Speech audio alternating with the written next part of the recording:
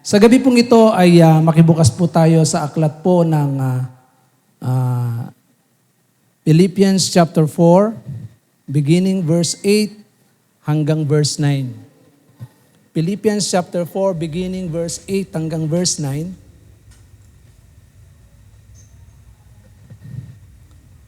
Finally, brothers, whatever is true, whatever is fair, whatever is honorable, whatever is fair, whatever is pure, whatever is acceptable, whatever is commendable, if there is anything of excellent and if there is anything praiseworthy, keep thinking about these things.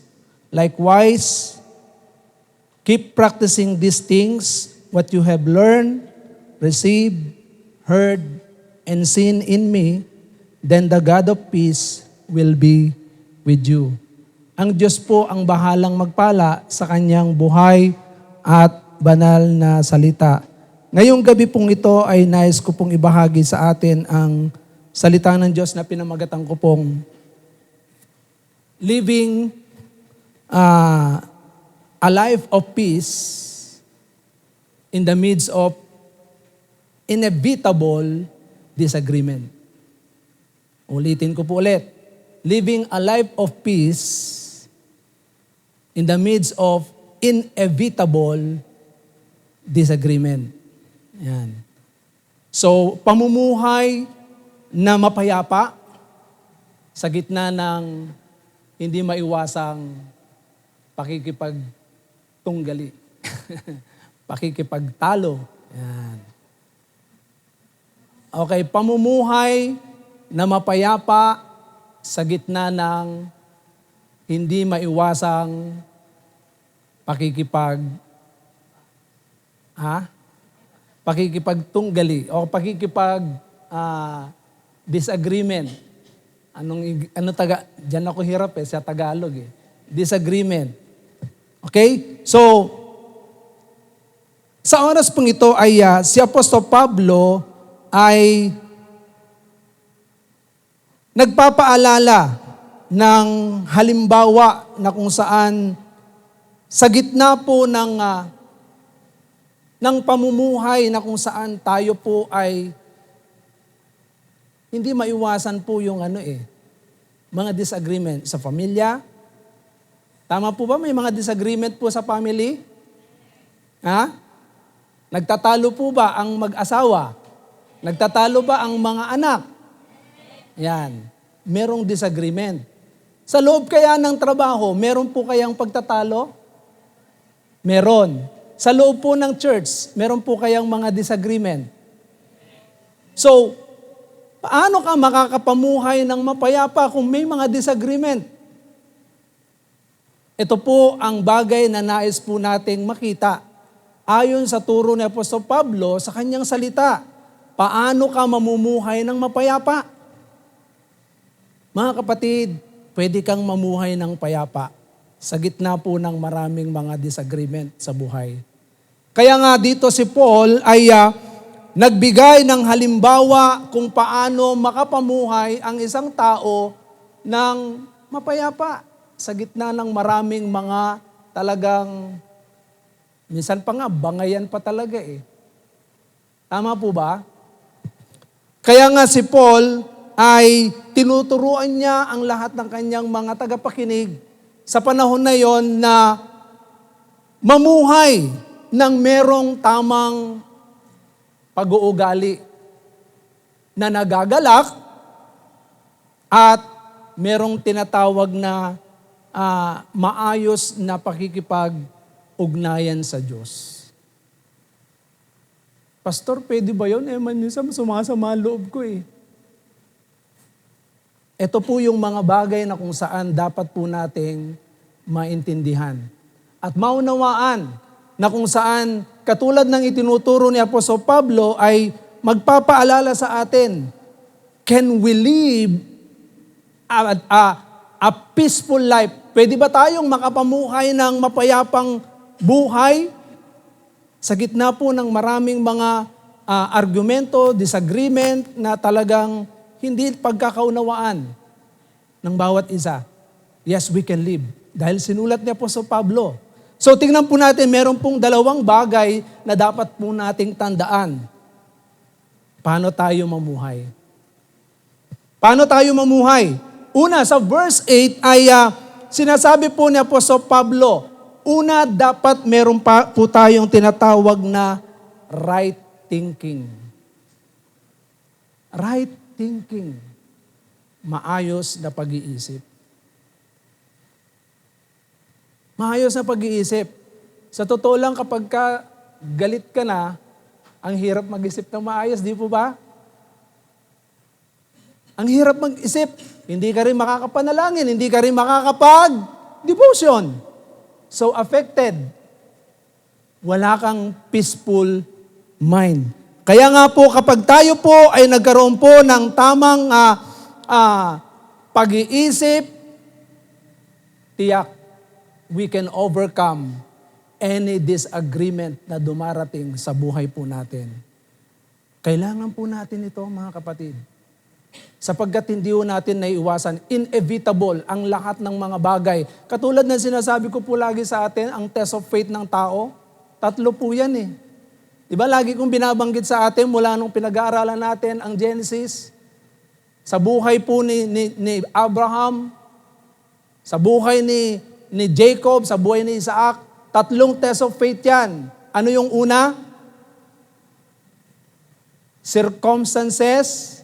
Pangalawa, people. Pangatlo, material things. So yung 3 yan, kaya nga po dito, disagreement. Sino yung doon? Test of faith doon? People. So sinasabi po rito sa verse 48, na binabanggit, verse 8, 48. Nakita ko kasi 48 eh. Sa chapter 4, verse 8, na itinuturo ni Apostol Pablo na dapat magkaroon ng tamang pag-iisip ang bawat isa sa atin. Kasi dito sa ating isip, nagsisimula ang lahat ng bagay na lumalabas sa bibig, lumalabas sa ating mga ginagawa, kapag mali ang ating pag-iisip. Kaya nga si Apostol Pablo ay nagpapaalala ng dapat meron po tayong tamang pag-iisip. So tingnan muna po natin yung sinasabi ng Isaiah chapter 26 verse 3. Isaiah chapter 26 verse 3. Ano po ang sinasabi diyan?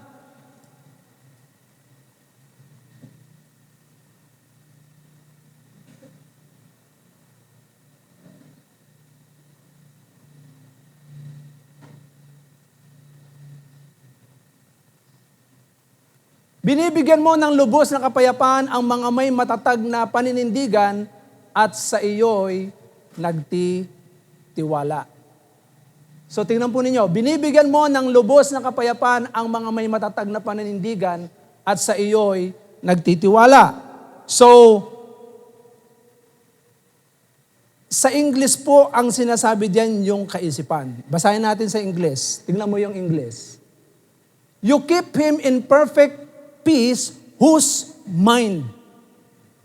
Tignan po ninyo, whose mind is stayed on you.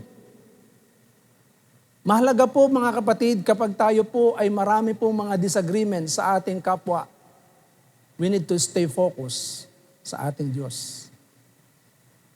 It is because the reason why God gives us peace. Ang Diyos ang nagbibigay ng kapayapaan sa taong nakatuon ang kanyang paningin sa Diyos. Nakatuon ang kanyang pagtitiwala sa Diyos. Sa kabila ng maraming disagreement. Tingnan po ninyo, because He trusts in you. Kaya nga, in spite of many disagreements in our lives that destroy or distract our focus, mga kapatid, we need to focus sa salita ng Panginoon at sa Diyos. Because only God can give peace. Hindi tayo kayang bigyan ng kapayapaan ng kapwa natin. Only God. So the Bible is telling us on how to live with peace. Focus God. Focus God. Mag-focus ka sa Diyos. Sa kabila ng mga nakikita mong kaliwat kanan, na mga disagreement, o mga bagay na nakikita natin sa kapwa, we need to stay focused sa ating Panginoon. And that is what the Bible is teaching us from Old Testament to New Testament, mula sa lumang tipan hanggang bagong tipan. Sa bagong tipan, anong sabi doon? Looking unto Jesus, the author and the finisher of our faith. Na siyang nagbibigay sa atin ng kagalakan sa puso. Amen po ba? Kaya nga, ito po ay isang magandang bagay na makita po natin that if we focus our mind sa ating Panginoon, we will not be distracted by others. Hindi tayo madidistract. And even si Apostol Pablo ay tinuturo niya na kung saan sa 2 Corinthians chapter 10, beginning verse 2 Corinthians chapter 10 verse 5. Ano ang sinasabi ni Apostol Pablo? Pagdating po sa kanilang pangangaral, alam niyo po ba na ang unang-unang ginigiba? Yung kaisipan. Bakit? Tandaan po natin ang isip ng tao marumi. Ang isip ng tao mayabang. Ang isip ng tao, lahat ng bagay alam niya. Tama po ba? Akala mo lahat ng bagay alam niya, pero totoo niya mangmang. Tingnan po ninyo, sabi ni Paul, we destroy arguments and every lofty opinion raised against the knowledge of God, and take every thought captive to obey Christ. Kaya nga, dapat itong mind na ito ay maturuan ng salita ng Diyos. Without the knowledge of God, hindi magkakaroon ng tamang pag-iisip ang isang tao. Unless na marinig niya ang salita ng Diyos, na siyang magbibigay sa kanya ng maliwanag, malinaw na direksyon sa pamamagitan ng kanyang salita. Pero kapag hindi niya naririnig ang salita ng Diyos, hindi siya magkakaroon ng maliwanag na kaisipan. Amen po ba? So do you believe in that? Sila Apostol Pablo, ginigiba nila ang lahat ng mga mapagmataas at hindi sumusunod sa salita ng Panginoon. Kaya nga sa bawat isa po sa atin, we need to focus on God and His will. Mag-focus tayo in order for us na patuloy nating magawa ang lahat ng bagay na naisipagawa ng Diyos. Pero kapag nag-focus tayo sa mga disagreement, we will be distracted. We will be destroyed. We will be stopped because of every inevitable disagreement. Hindi yan inaasahan. Hindi yan unexpected yan. Laging dumarating yan. Magugulat ka, ngayon okay kayo. Mamaya, hindi na kayo okay. Kasi nag-ano yan ang diablo, tuso ang diablo Bigla-biglang yan. Naglalagay ng lalo na kapag ang kaisipan ay hindi kubkob ng banal na Espiritu ng Diyos. Hindi siya puspos ng salita ng Diyos. The Word of God. Talagang, kaya nga sila po sa Pablo, laging tinuturo ang salita ng Diyos na siyang talagang kukontrol sa tao. The Word of God. Kaya kapag ka nagkaroon na ng pagkaalam ang isang tao sa salita ng Panginoon, nalaman na niya na kailangan ng tao ang Diyos. Doon pa lang nagbabago ang kanyang kaisipan. Nagkakaroon ng tinatawag na humility. At alam niyo po ba, ang humility is the prerequisite of salvation. Pag walang humility ang isang tao, hindi siya masisave. Bakit? Kapag ka hindi siya nagpakumbaba sa harapan ng Diyos, meron bang tao na nagmamalaki? Panginoon, ligtas mo ako Panginoon, patawarin mo ako sa mga kasalanan ko at mabubuhay ako. Wala akong ganun. Ang isang taong lumalapit sa Panginoon, meron siyang tinatawag na humility of mind. Magpakumbaba. Kaya sa bawat isa po sa atin, we can live a peaceful mind, a peaceful life in the midst of inevitable disagreement. Okay, tingnan po ninyo yung lagi kong binabanggit. Sow a thought, reap an action. Sow an action, reap a habit. Sow a habit, reap a character. Sow a character, reap a destiny. Di ba? Magsisimula yan sa isip. Kapag ka nagkaroon tayo ng tinatawag na right thinking, ito po ay magiging effect ng buhay natin. So nagsimula sa thought, sow a thought, reap an action. Magiging action natin. Magiging tama yung action natin. At kapag ka ito po ay naging action natin, magiging habit natin. At pag naging habit natin, magiging karakter natin. At kapag ka naging karakter natin yan, magiging destiny natin yan. So, balik po tayo dun sa sinasabi ni Paul sa Philippians chapter 4 verse 8. Ano po ba ang dapat maging laman ng isip natin? Sinasabi ni Apostle Paul, whatever is true. Anuman ang katotohanan. At walang anumang katotohanan dito maliban mula sa Diyos. Lahat ng bagay dito sa lupa, puro kasinungalingan. And only the Bible is true. Kaya sinasabi ng Acts, John chapter 8 verse 32, if you know the truth will set you free. At sino ang katotohanan? John 14 verse 6, I am the way, the truth, and the life. No one cometh to the Father except by me. So kapag ka nalaman ng tao ang katotohanan, makakalaya siya. Kaya nga, whatever is true. Ano man yung totoo, yun yung dapat laging laman ng isip ng tao. At lahat ng bagay, sino po ang ama ng kasinungalingan? Si Satanas. Lahat ng bagay dito sa lupa na ginagawa natin, pasisinungalingan lagi ni Satanas. Tama ginawa mo, pasisinungalingan ni Satanas yan. Lagi niyang sasabihin sa'yo, ganyan, ganyan. Tingnan niyo nung kausap ni Satanas ang Diyos. Hindi ba? Lagi niyang binibigyan ng rason yung lahat ng magagandang bagay na ginagawa ng Diyos at maging yung lingkod ng Panginoon si Job. Dahil tapat si Job. Ang laging nilalagay ni Satanas, kaya lang naman naglilingkod sa iyan dahil pinagpapala mo. Subukan mong alisan ng pagpapala yan. Tignan mo kung hindi kayo sumpa niyan. Hindi ba, tignan nyo? Lahat ng bagay pinasisinungalingan niya. Kaya nga kung tayo po ay mga hawak sa katotohanan, sino ang ama ng kasinungalingan? Tandaan po natin, si Satanas. At ang lahat ng mga hindi kumikilala sa Diyos at hindi kumikilala sa buhay at banal na salita ng Diyos, nandun sa ilalim ng kasinungalingan.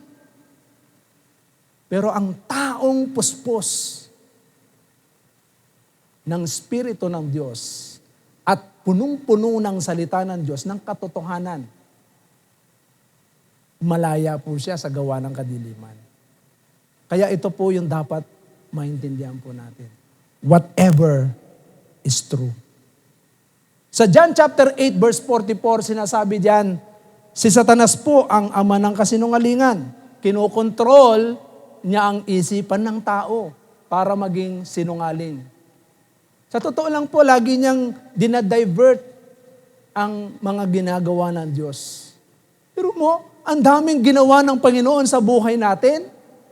Pero minsan lagi niyang ilalagay sa iyo, wala ka na. Tignan mo, hirap na hirap ka. O tignan mo yung nangyari sa iyo kahapon. O tignan mo yung nangyari sa buhay mo. Huwag ka nang maglingkod sa Panginoon.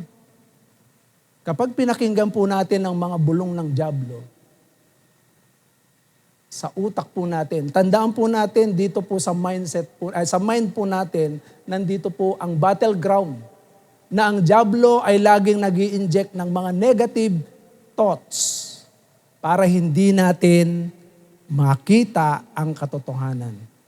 Pero kapag ka ang salita ng Diyos ay laging nakatanim sa isip at puso natin, Satan cannot enter. Hindi siya makakapasok. Amen po ba?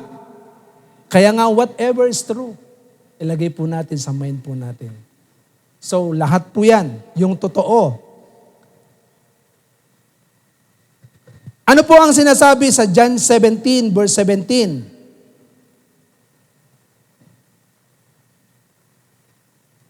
John 17:17, sanctify them in the truth, your word is truth.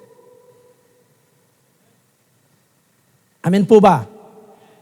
So kung naghahanap ka ng katotohanan, kung naghahanap ka ng totoo, you can find truth in the Bible. Hanapin mo ang totoo sa Biblia.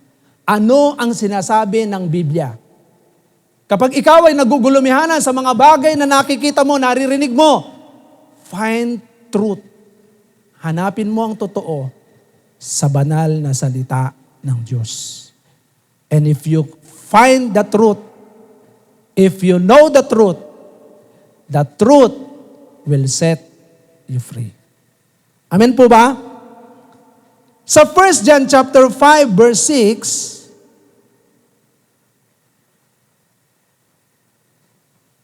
1 John chapter 5 verse 6. Ano po ang sinasabi diyan? This is He who came by water and blood, Jesus Christ, not by the water only, but by the water and the blood. And the Spirit is the one who testifies, because the Spirit is the truth. Kaya kapag ka po ang isang Kristiyano ay puspos ng Espiritu ng Diyos, nasa Kanya ang katotohanan. Amen po ba? Pero kapag ang isang tao ay hindi puspos ng Espiritu ng Diyos, wala sa Kanya ang katotohanan. Sapagkat wala sa Kanya si Kristo, na kung saan si Kristo ang katotohanan na kung saan kinikilala natin sa ating buhay. Amen po ba? So whatever is true, kapag ka ang isang mananampalataya, whenever a believer believes what is lie, Satan take over. Kapag naniniwala tayo doon sa mga kasinungalingan, naririnig natin, sigurado yan, Satan will take over on you. Kapag ka ikaw ay naniniwala sa salita ng Diyos, when you believe the Word of God, when you believe God, when you believe the Holy Spirit, Satan cannot control your mind. Amen po ba? Pangalawa, whatever is honest and just. Balikan po natin yung ano kanina. Philippians chapter 4 verse 8. Whatever is honest, honorable, whatever is just. Ang ibig sabihin nito ay worthy of respect and right. There are many things that are not respectable, and Christians should not think about these things. This does not mean we hide our heads in the sun and avoid what is unpleasant and displeasing. But it does mean we do not focus our attention on this dishonorable thing and permit them to control our thoughts. Minsan, kapag ka nakakakita tayo ng mga bagay na hindi talaga katanggap-tanggap, walang katarungan, parang hinahayaan na lang natin. Pero we need to do something. Kailangan ilagay po natin, ano ba yung honest? Ano ba yung just? Christians are honest and just. Makatarungan. Pag alam mong mali ang isang bagay, tayuan mo, mali yan. Do not compromise. Amen po ba? Huwag kang mag-compromise. Huwag kang makikisawsaw sa mga bagay na hindi ito makatarungan. At the same time, wala siyang katotohanan. Kaya nga po, sinasabi ni Paul, whatever is honorable and just. Think of these things. Amen po ba? Minsan sa buhay po natin, merong mga injustices na nangyayari. Gusto mong gumanti, pero hindi ka makaganti. Bakit? Kristiyano ka, pero maniwala kayo, the Bible tells us the vengeance is mine. Huwag kang magiganti. Huwag kang magiganti. The Bible tells us the vengeance is mine. Kapag ikaw ay pinasinungalingan, Maniwala po kayo. Sa Panginoon, wala pong injustices. Lahat meron justice. Kaya kung tayo po ay patuloy na nakakakita ng mga bagay na sa tingin natin parang mali, patuloy tayong mag-stand sa tama. At huwag kang manghahawak sa mga bagay na mali. Amen po ba? So think what is honorable, what is just. Sumunod, whatever is pure, lovely, and good report. Ayan. Whatever is pure, whatever is lovely, whatever is commendable. So sinasabi po ng Bible na yung dalisay, yung pure, na ang ibig sabihin po nito ay purity. Ibig sabihin, dalisay. Since people then, as now, were constantly attacked by temptation to sexual impurity. Yan. Minsan, may mga bagay na kung saan tayo po ay parang sa paglalakad yan. Bigyan ko po kayo ng example. Habang tayo lumalakad, hindi ba kayo narurumihan? Subukan nyo maglakad sa isang kalsada na matubig, maputik. Habang naglalakad ka, hindi ka ba marurumihan doon? Na? Marurumihan ka habang ikaw ay naglalakad. Kaya nga, habang tayo ay naglalakad, tandaan po natin, maraming mga temptation sa paligid po natin. Kaya kapag ka ang kaaway ay patuloy na nagbibigay ng tinatawag na mga temptation sa ating mga buhay, isipin po natin, ano po ba yung mga bagay na malinis? Ano ba yung mga bagay na kaibig-ibig at ano ba yung mga bagay na good report? Sa buhay po natin, lagi po nating iisipin, ito ba ay dapat kong patulan? Ito ba ay dapat kong sakyan ang mga bagay na to? Kaibig-ibig ba to? Pag alam mong hindi kaibig-ibig, huwag mong papatulan. Kasi the temptation of the enemy, laging nakabadya yan. Laging nakahanda palagi yan. At hindi tayo exempted yan. All of us. Lahat tayo ay hindi exempted. Kaya nga, we need to think whatever is pure. Whatever is lovely and good report. Ito ba ay talagang mapapansin natin na tama ba na pag-usapan yan? Tignan po ninyo yung sinasabi sa Ephesians chapter 4, verse 17 to 24. Tignan po natin. Ephesians chapter 4, verse 17 to 24.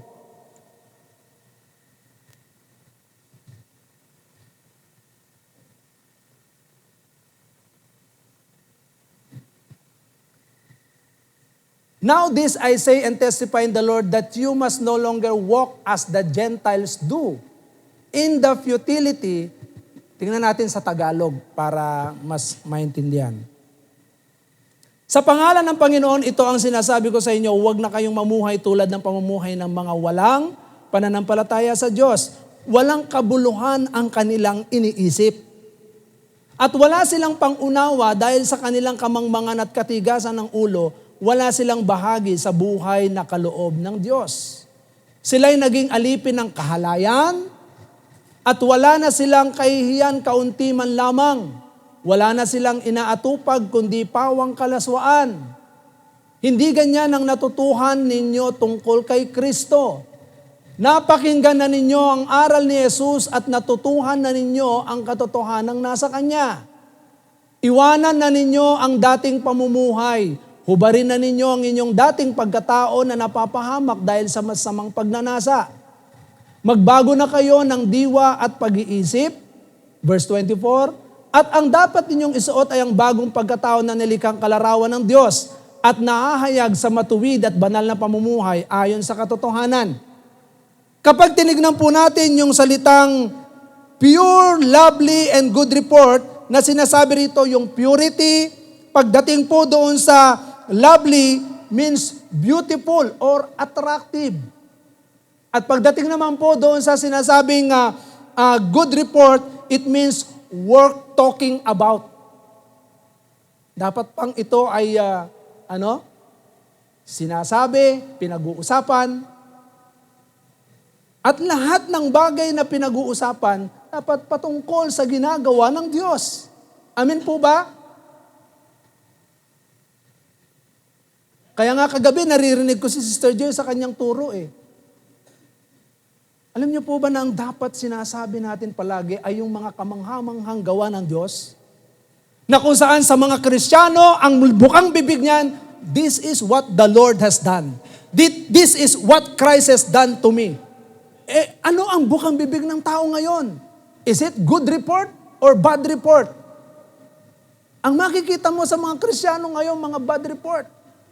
Na kung saan ito po'y kasinungalingan ng dyablo. Sa kabila ng mga mabubuting bagay na ginawa ng Diyos, magbibitiw ka ng salita na hindi kaaya-aya. Tandaan po natin, whatever is pure, lovely, and good report. Kaya nga dito, tingnan po natin, yung sinasabi po dyan, magbago na tayo. Hindi tayo katulad ng mga hentil, yung mga walang pananampalataya. Yung bagong pagkatao na nilikha ng Panginoon sa atin, yun ang dapat nating laging isuot. At huwag nating isusuot ang kamukha ng mga hentil na walang pananampalataya kay Kristo. Amen po ba? Magbago ng pag-iisip. Ang pag-iisip natin dapat, ang laman ng isip natin, whatever is pure, whatever is lovely, and whatever is good report. Amen po ba? Kaya tingnan ninyo, kapag ang isang tao ang laging nasa isip niya ay yung mga bagay na banal, malinis, ayaw natin ng mga bagay na hindi Alam po natin kung ano yung mga bagay na hindi tama. Kapag merong mga bagay na hindi tama, reject it. This is not what the Lord has done. Kasi ang ginawa ng Panginoon, laging mabuti yan. Hindi masama ang laging binabanggit na isang Kristiyano. Mabuti palagi. Bakit? Lagi niyang pinasasalamatan ng Diyos. Lagi niyang pinupuri ang Diyos sa kanyang buhay. Yan ang dapat laging lumalabas sa bibig ng Kristiyano. Pero kapag ang isang Kristiyano, laging bukang bibig niya puro negatibo na, yan ang laman ng isip niya. Tandaan po ninyo yan. Walang Kristiyanong nagbubuka ng bibig niya, puro negative, puro walang hindi siya wala siyang good report na talagang ito yung kamanghamanghang ginawa ng Panginoon. Hindi yan sa Diyos. Take note mga kapatid, hindi lalabas yan kapag hindi yan laman ng isip. Amen po ba? What process in, process out. Sabi ng principle sa computer. Kung ano ang ipinasok mo dun sa computer, nilagay mo na yun yung kanyang processor, yun din ang lalabas.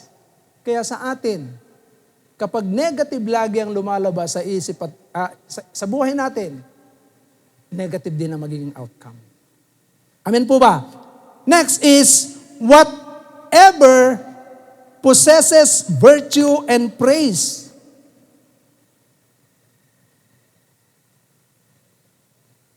Ayan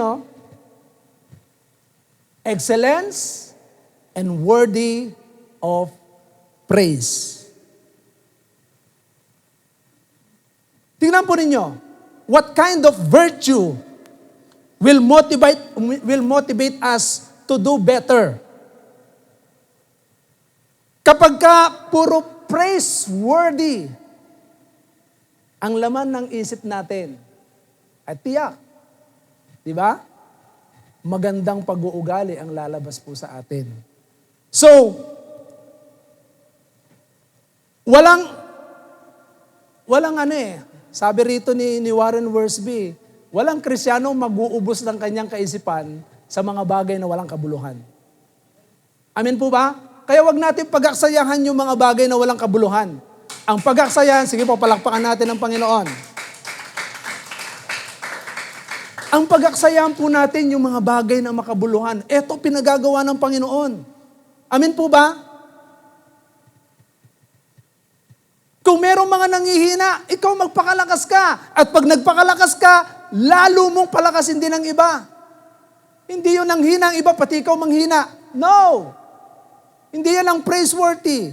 Hindi yan ang virtue na dapat makita sa atin. Dapat laging lumalakas tayo in the knowledge of our Lord Jesus Christ. Amen po ba? Kapag lalo ang salita ng Panginoon, ang siyang lagi nating laman ng isipan natin, lagi nating pupurihin ang Diyos. Amen po ba? Kaya nga, dito po, tingnan po natin yung sinasabi ni Haring David. Sa Psalms 19 verse 7 to 9. Tingnan po ninyo yung sinasabi ni King David.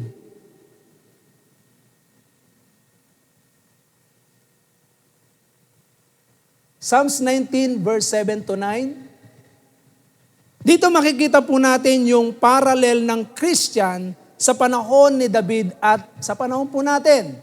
Tingnan po ninyo, ang batas ni Yahweh, walang labis, walang kulang.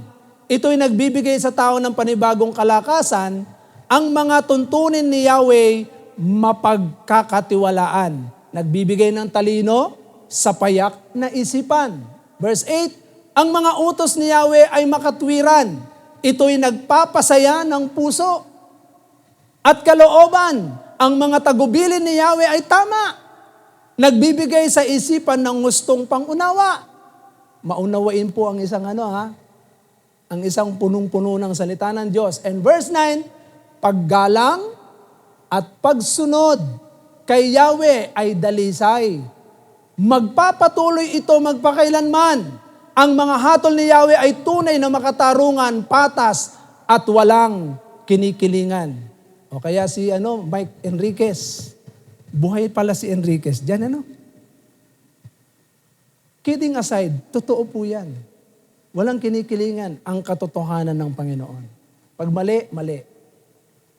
Pag ikaw ay lumalakad doon sa salita ng Panginoon, masaya ang puso. Yes. There is joy in the Lord. There is peace. May kapayapaan. Kaya nga mga kapatid, ito po ay paalala po sa atin na kung saan kung tayo po ay magkakaroon ng tamang pag-iisip at pagpapahalaga sa salita ng Diyos, when we fully meditate God's Word, then we will have a right thinking. Kaya tingnan po ninyo yung Psalms 119 verse 165 na sinasabi rin ni King David, Psalms 119 verse 165.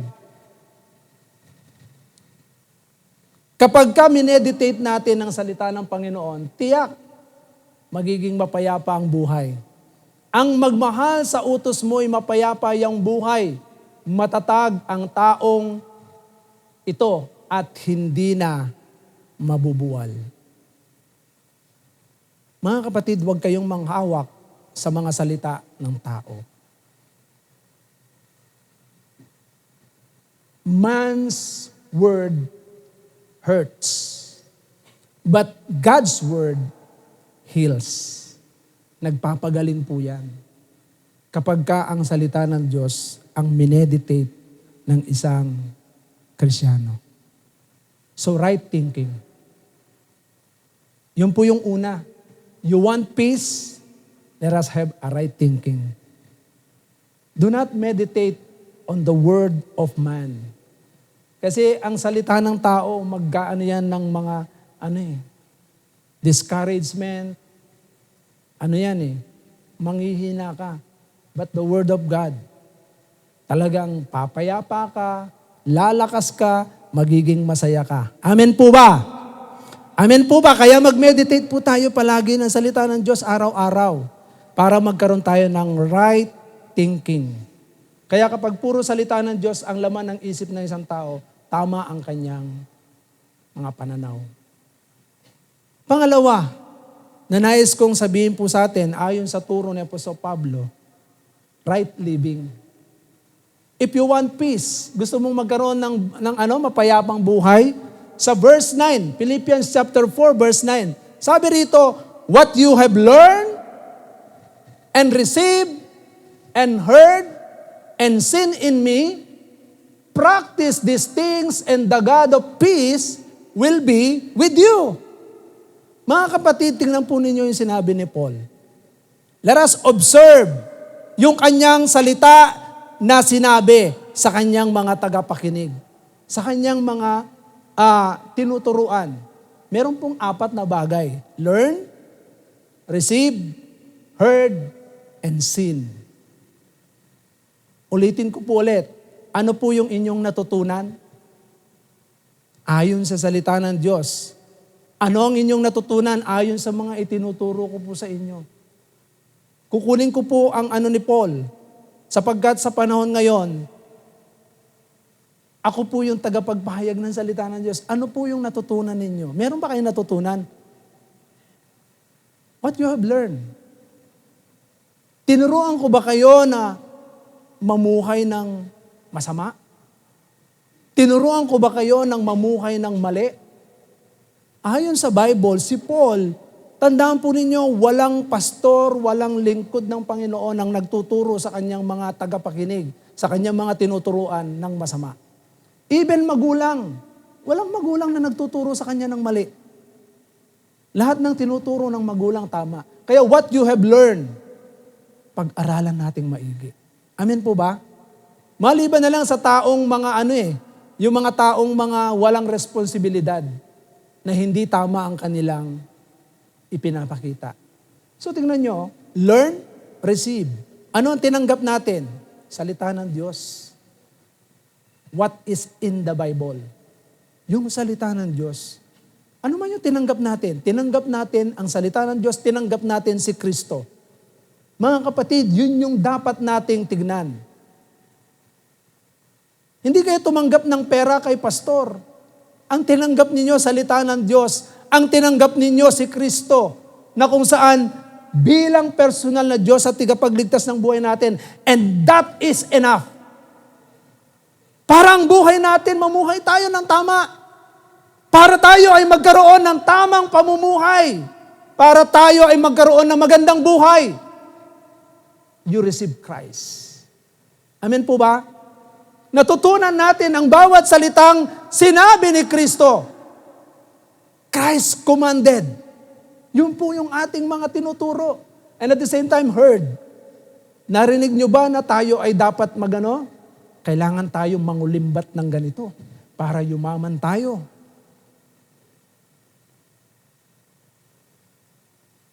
Hindi ganun ang tinuturo dito.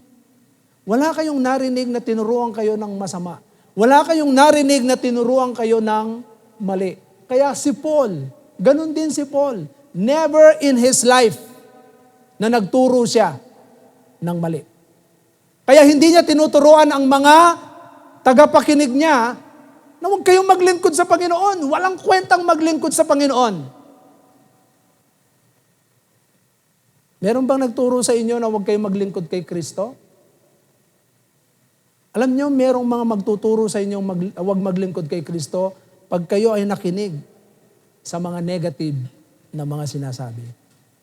At yan ang magtutulak sa inyo para tumalikod kay Kristo.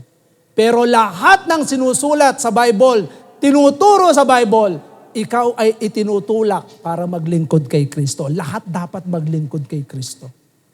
Amen po ba? Ano yung nakita? Ano po yung nakita natin sa buhay ni Kristo? Ay, sa buhay ni Paul. Sa buhay ni Paul, sabi niya, I have been crucified with Christ.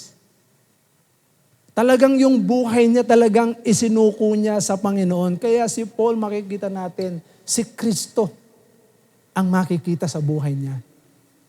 Kaya sa buhay po natin, mga kapatid, hindi po tayo after sa pera.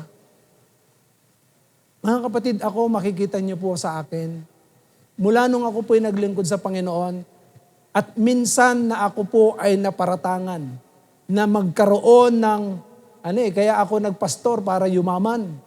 Pero hindi po yun. Kaya ako nagpastor dahil mahal ko ang Panginoon. At the same time, mahal ko ang kaluluwa. At dito po, hindi po tayo after money.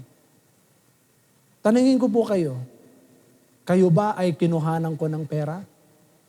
Hindi. Wala kayong makikita sa akin na kinuhanan ko kayo ng pera. Bigyan niyo ako ng pera para makabili ako ng bagong sasakyan. Wala. Hindi ako humihingi sa inyo para makabili ng bagong sasakyan. Hindi rin ako humihingi sa inyo para makabili ng pagkain namin. Never. Hindi ko hiningi sa inyo ang pagkain namin. Hindi ko rin hiningi sa inyo ang pampaaral ng mga anak ko. Ang natutunan ko ay yung sinasabi ni Paul, I live by faith. Amen po ba? Sa Diyos ako nananangan. Kaya sa bawat isa sa atin, huwag din kayong umasa sa kapwa nyo. Umasa kayo sa Diyos. Amen po ba? Magtiwala kayo sa Diyos. Maniwala kayo. Pag kayo ang pagtitiwala nyo sa Panginoon, nakatuon sa Kanya, tiyak. Ano man yung sinasabi ni Paul? Practice it. I-practice lang natin. Gawin nating habit. Gawin mong karakter mo na yan. At pagdating ng araw, yan ang magiging destiny natin. Kaya nga, mga kapatid, itong mga natutunan, natanggap, narinig, at nakita, mga kapatid, practice. I-practice po ninyo. Mga kapatid, hindi rin po ako nagkulang sa inyo na magpakita ng halimbawa. At lagi kong sinasabi yan sa inyo. Every time na meron kayong mga problema, ano ang lagi kong sinasabi? Believe in God. Have faith in God. Hindi ko sinabi sa inyo na gumawa ka ng masama, magnakaw ka, pumatay ka para meron kang pera. No. Ang sinasabi ng Biblia, magtiwala tayo. Meron o wala, maglilingkod tayo sa Panginoon. Never nyo akong naringgan ng pag may pangangailangan ako. Kailangan ko kayong isa-isahin. Nakukuhanan ko kayo ng tigli 5,000.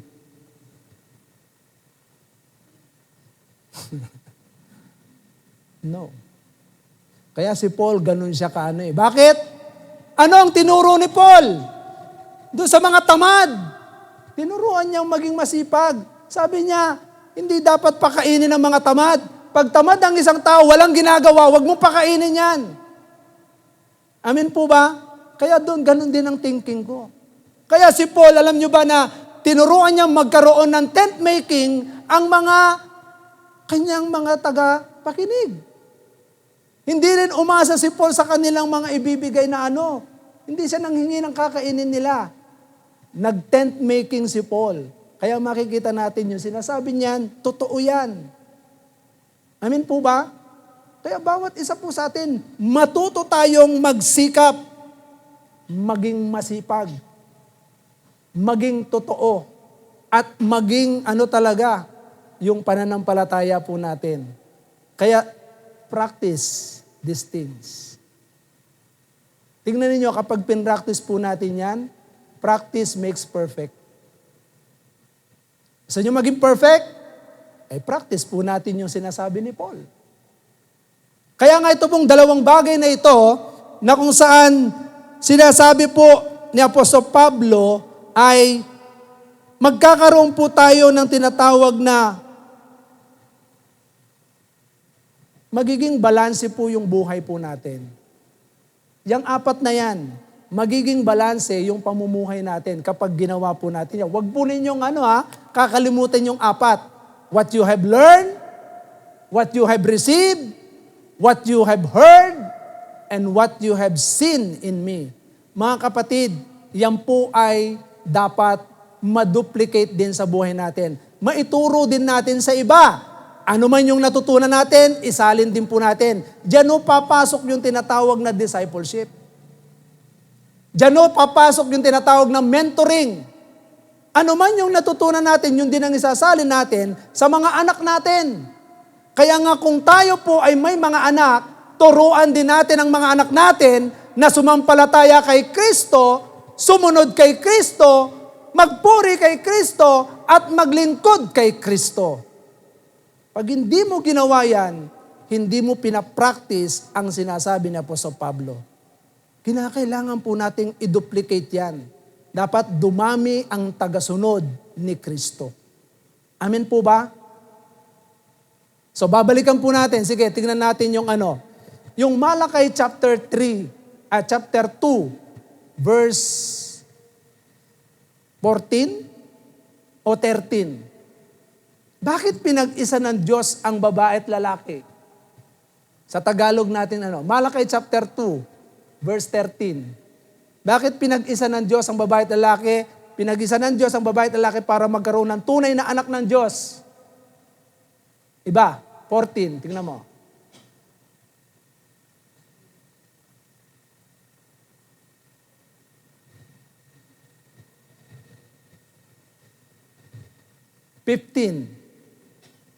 Ayan. Hindi ba't pinag-isa kayo ng Diyos sa katawan at espiritu? Ang layunin niya'y upang, tingnan po ninyo, pakinggan niyo pong maigi. Mga kapatid, nakasulat po sa Biblia. Ang layunin ng Diyos, hindi layunin natin na mga tatay at nanay. Ang layunin ng Diyos, hindi yung makatapos ang mga anak natin na hindi yun yung priority. Pero dapat lang na makatapos sila. Pero dapat ang unang maging priority ay yung layunin ng Diyos bago po yung layunin natin. Kasi kapag inuna natin yung layunin ng Diyos, susunod po yan yung layunin natin na sila'y makatapos ng pag-aaral. Pakinggan nyo pong maigi at basahin nyo pong maigi. Ang sabi diyan, ang layunin niya ay upang maging tunay na mga anak ng Diyos ang inyong mga supling. Kaya't huwag ninyong pagtaksilan ng babaeng pinakasalan ninyo nang kayo'y kabataan pa. Mga kapatid, very clear ang scripture. Pinag-isa niya ang babae at lalaki para ang mga anak ay maging tunay na anak ng Diyos. Hindi anak ng dyablo. Amen po ba? Maliwanag po ba? Malinaw po ba mga kapatid? Kaya sa bawat isa po sa atin, ituro natin anuman yung natutunan natin, anuman yung tinanggap natin, anuman yung narinig natin, at anuman yung mga nakita natin. Amen po ba? Para magkaroon po tayo ng balanced life. So ibig sabihin, magiging right living. Magkakaroon po tayo ng tinatawag na right living. Kaya nga, sa 1 Thessalonians chapter 2, verse 13, tignan po ninyo yung sinasabi sa 1 Thessalonians 2:13. Thessalonica.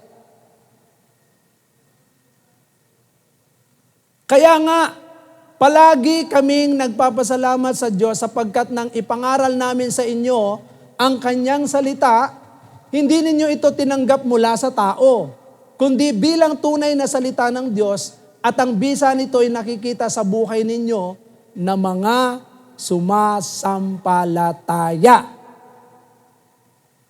Amen po ba? So, ang salita ng Diyos na naririnig po natin, dapat meron po yang bisa. Katulad yan, naririnig po natin itong salitang ito. Paano ka makakapamuhay ng mapayapa sa gitna ng maraming mga disagreement?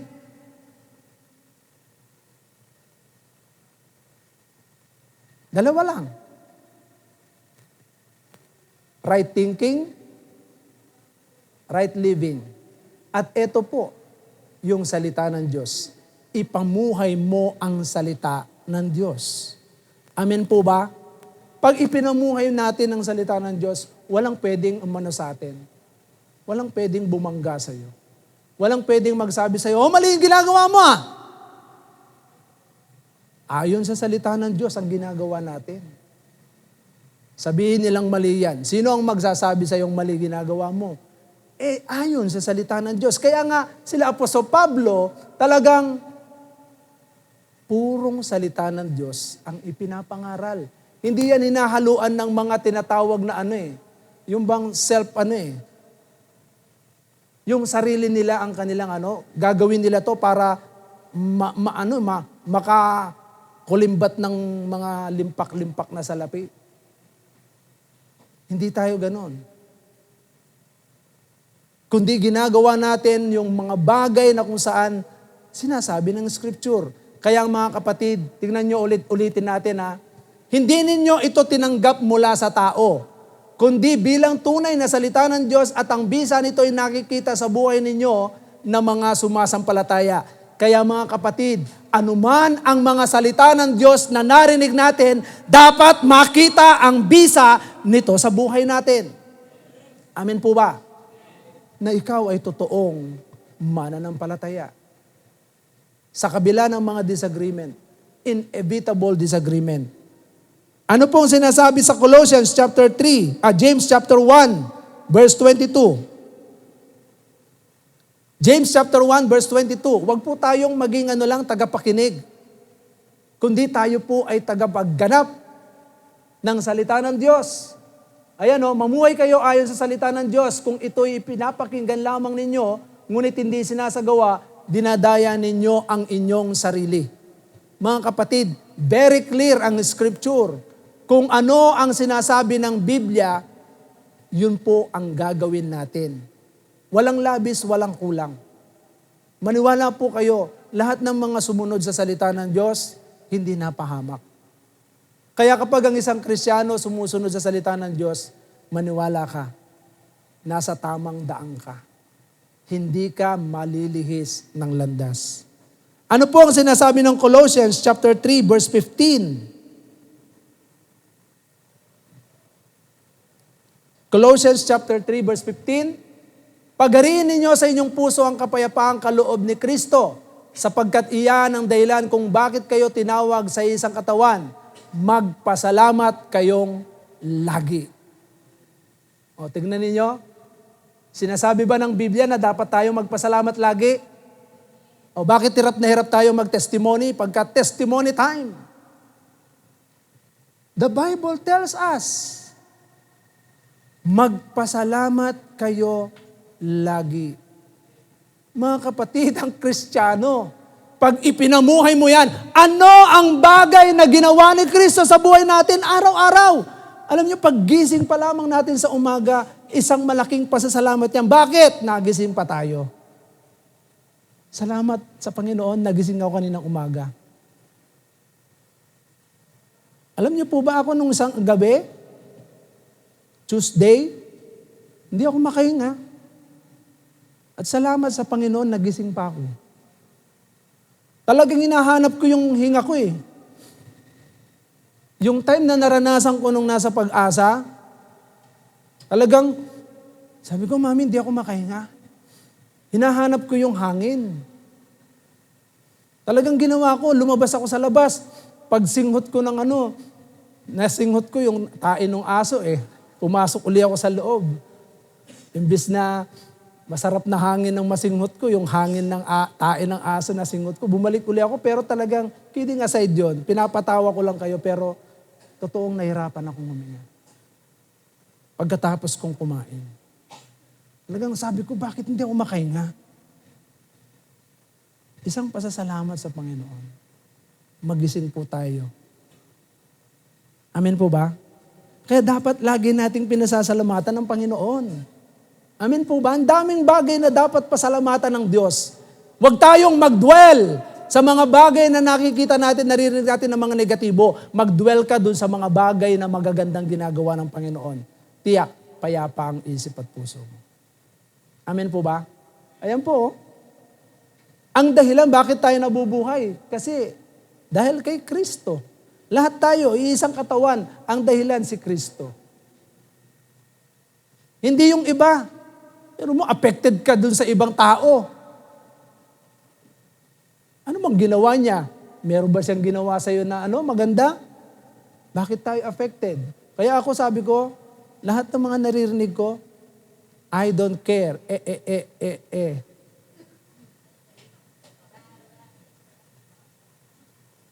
Why? I exist. I live because of Him.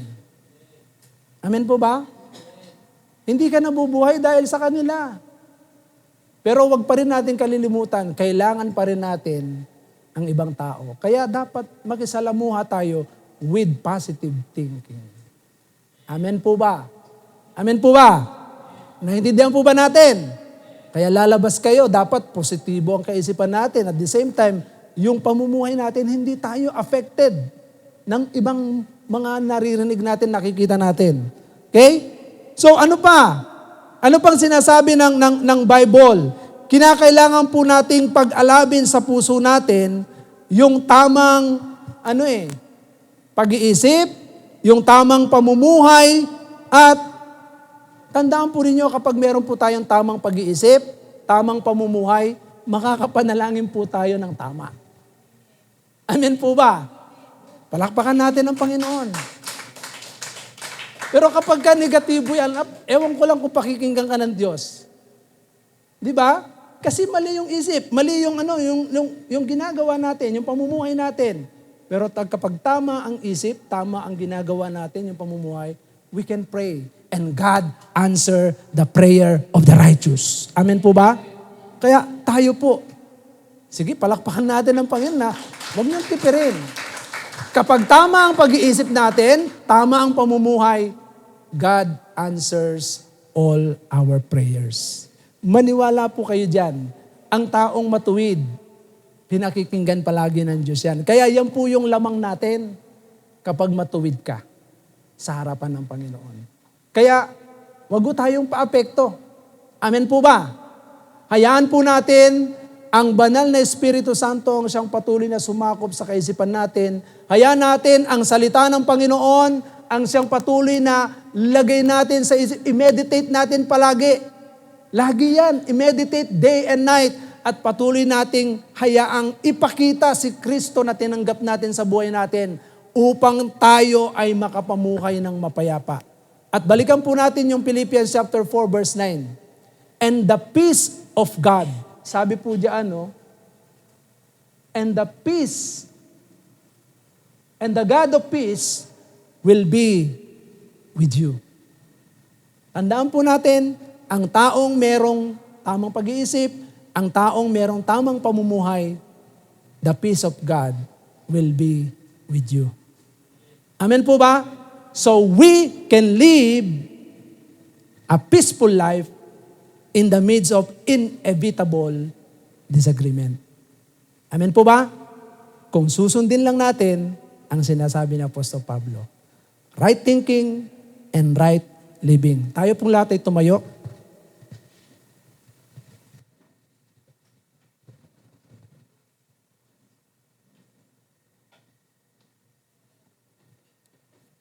Mga kapatid, let us allow the Spirit of the living God na patuloy na magbigay sa atin ng energy to overcome anuman yung mga bagay na naririnig natin, nakikita natin na that distract, na talagang nagbibigay ng distraction sa atin. Kaya kapatid, as we sing this song, patuloy po nating pagariin ang Diyos. Amen po ba? So let us sing this song.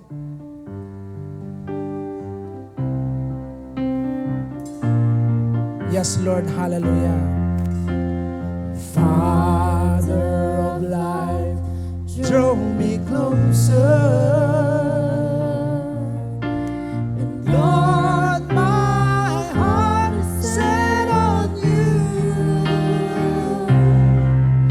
Let me run the race of time with your life unfolding mine, and let the peace of God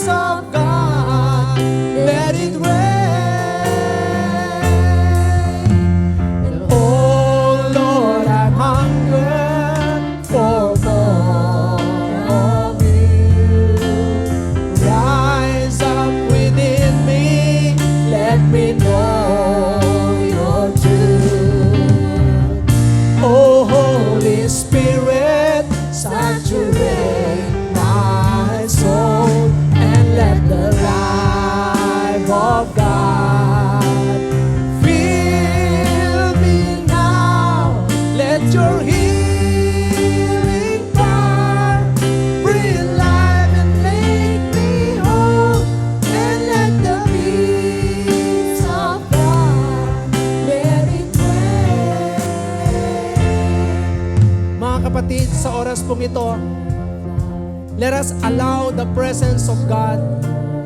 Let us allow the Holy Spirit. Let the truth that passeth through all understanding flow in us. Hayaan mo sa oras na ito, patuloy mong i-eliminate ang mga bagay na kung saan any disagreement na patuloy na iyong naranasan in the past. Yes, allow the presence of God to overcome it. Yes. Oh, Holy Spirit. Oh, Holy Spirit, You're my comfort. Strengthens me. strengthens me. Hold my hand up high, and I stand upon your truth, bringing glory unto you, and let the peace of God let it reign. Oh Lord, I'm hunger For more of you, rise up within me. rise up within me. Let me know your truth.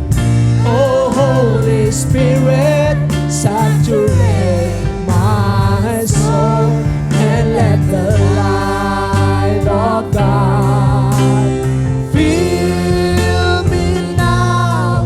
Let your healing power Breathe life and make me whole, and let the peace of God let it reign. habang tumutugtog ang piano, sa oras pong ito, let us continue to allow the presence of God in our minds, in our heart. Yes. Hayaan natin na ang banal na Espiritu Santo ang patuloy na mag-control sa ating mga puso. Yes, what you have learned, what you have heard, what you have seen, and what you have received, let us continue to practice it. Right now, kapatid, nais mo bang magtagumpay sa mga negativity of your lives na kung saan nararanasan mo? Taas mong iyong kamay at patuloy mong panghawakan ang mga pangako ng ating Panginoon. That God's truth will set you free. That God's truth will strengthen you. That the Holy Spirit will continue to intensify your faith, to intensify your patience, to intensify your endurance in everything na nararanasan mo sa buhay mo. Yes, as you lift your hands with faith, habang nakataas ang iyong mga kamay, sabihin mo sa Panginoon, Oh Lord, I'm hunger for more of you. Rise up within me. Rise up within me. Let me know your truth. Oh Holy Spirit. Oh Holy Spirit. Saturate my soul and let the light of God fill me now. Fill me now. Let your healing power breathe life and make me whole. Be whole and let the peace of God let it reign. Sing it once again. Oh Lord, I'm hunger for more of God. Yes, yes, Lord, we hunger for you, oh God. We hungry for you, Lord Jesus. Oh, Holy Spirit, Saturate my soul and let the light of God fill me now. fill me now. Let your Healing power bring life and make me whole, and let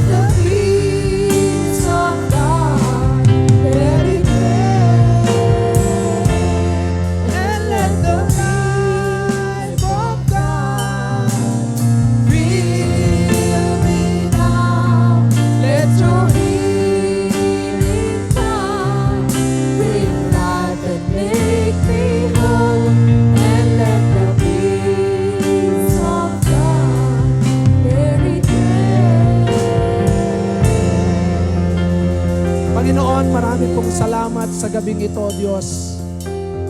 As we lift up our hands with faith, patuloy mong pinalakas ang lahat ng iyong mga anak. Yes, we believe in your word. We believe in you, O God. We believe in your spirit na siyang patuloy na nagte-take over sa amin. And I pray, Lord, patuloy mong palakasin ng iyong mga anak na ito. Lord, let the submission mind, Panginoon, sa isip at puso ng iyong mga anak. And I destroy all the negative thoughts. I destroy all the works of the enemy, Panginoon, sa buhay ng iyong mga anak that distract them in serving you, God. In the mighty name of Jesus, Lord, I allow your Spirit, O God, na siyang patuloy na mag-take over. And we do not allow, Lord, any spirit of the negative spirit that continue to manipulate them, that continue to teach them, O God, in a negative life. Lord, allow us na patuloy, Panginoon, na magkaroon ng right thinking and right living, O God, according to your word. And let your Spirit continue to comfort your people in the name of Jesus. Kaya salamat po, Panginoon, sa oras na ito. Minsan pa, Panginoon, hayaan niyo po, O Diyos, ang bawat isa na narito ngayon. Kapatid, pwede po bang tayong lahat ay maghawak-hawak ng kamay? And let us ask forgiveness sa ating Panginoon. Let us allow the peace of God na patuloy na, sige po, punta po kayo sa likod, yung iba para lahat.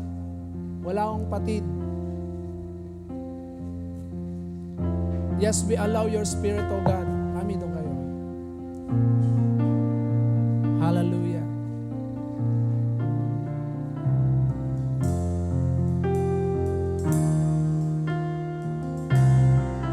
Yes. Hallelujah, we give you praise, O God. Yes, as we bow down our head, patuloy nating i-allow ang banal na Espiritu ng Diyos. Yes, we welcome you, O God. Hallelujah, hallelujah. We give you praise, O God. Panginoon, patawarin niyo po kami, O Diyos, sa kasalanan patuloy, O God, na nagawa po namin, that we continue to meditate on all the negative things instead of meditating, O God, your wonderful deeds, O God, your wonders, and even your word. Lord, sa oras na ito, O God, patuloy kami humihingi ng tawad. Mga kapatid, let us ask forgiveness right now. Because the Bible tells us, if my people shall humble themselves and pray and turn from their wicked ways, God will heal us. Sa oras na ito, Panginoon,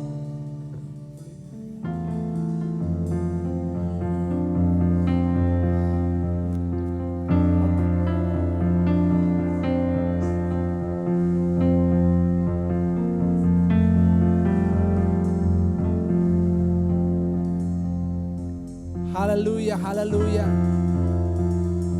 Come, Holy Spirit, fall afresh on me.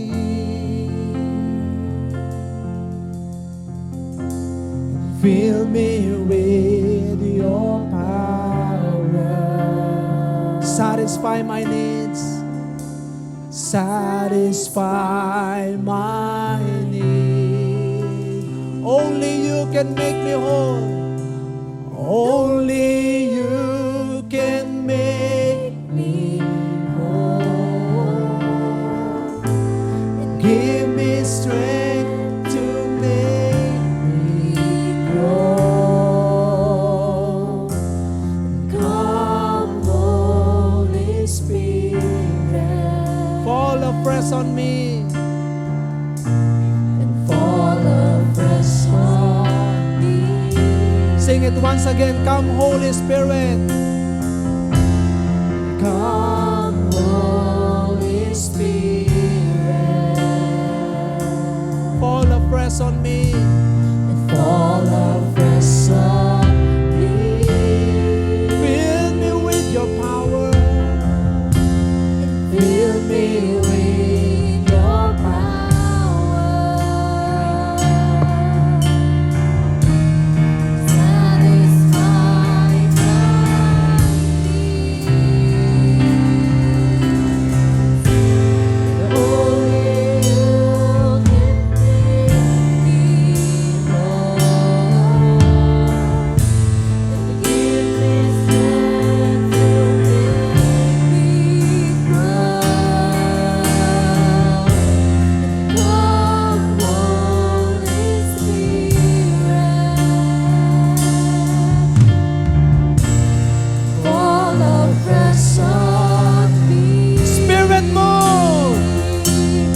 Spirit move in this temple. This temple. Spirit move Move in my life. In my life. The Spirit move. I am calling. I am calling. The Spirit move. I am weak. Pour out your Spirit.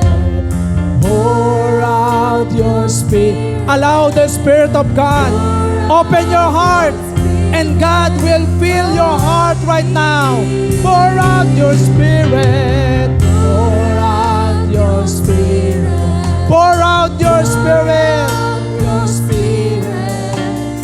Pour out your Spirit on me. Pour out your Spirit. Pour out your Spirit. Pour out your Spirit. Pour out your Spirit on me. Pour out your Spirit. Pour out your Spirit. Pour out your Spirit. Pour out your Spirit on me. Pour out your Spirit. Pour out your Spirit. Pour out your Spirit on me. The Spirit move. The Spirit move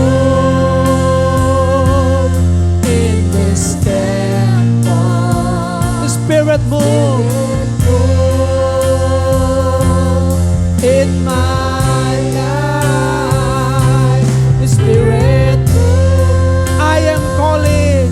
I am calling. The Spirit move.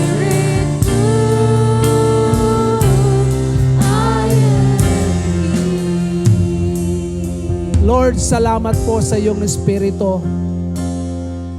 We know and we believe according to your word, and let the peace of God be upon us. Let the God of peace will be with you in the name of Jesus. Lord, as we continue to live according to your word, Lord, ang kapayapaan mo ang siyang patuloy na magdikta sa buhay ng bawat isa. And right now, thank you so much sa ginawa mong ito ngayong gabi, O God, na binigyan mo ng malinaw na pag-iisip ang iyong mga anak. Binigyan mo, Panginoon, ng bagong espiritu, O Diyos, na kung saan they will overcome every negative thoughts. The works and lies of the enemy, O God, cannot prevail. Salamat po, Panginoon. At naniniwala kami, O Diyos, sa salita mo, Panginoon, if we know the truth will set us free. And we are free indeed in the name of Jesus. Panginoon, salamat sa pagpapalaya mo sa gabing ito. We give you all the glory. We give you all the highest adoration. In Jesus' mighty name this we pray. Everybody say amen and amen.